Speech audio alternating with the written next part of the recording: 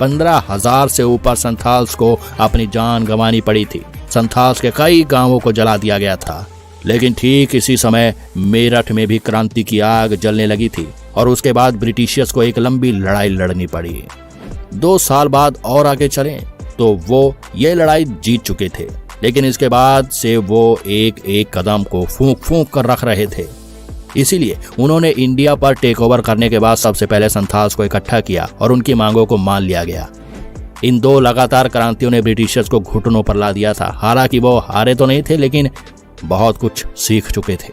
उनकी तरफ से संथाल्स की डिमांड्स को माना गया और एक 5,000 किलोमीटर स्क्वायर की जगह संथाल्स को दी गई, जिसमें सिर्फ और सिर्फ उन्हीं के नियम चलने वाले थे।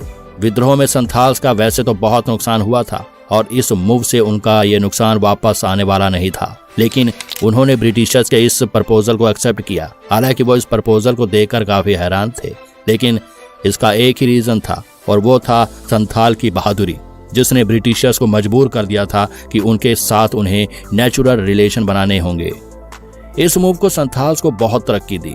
आगे चलकर संथाल्स को असम के चाय बागानों की प्रोडक्टिविटी को बढ़ाने के लिए भी भेजा गया और उन्हें 1930 में नॉर्थ बंगाल में भी भेजा गया, जहां उनका काम था बंजर धरती को प्रोडक्टिव बनाना, जो कि उन्होंने बखूबी किया।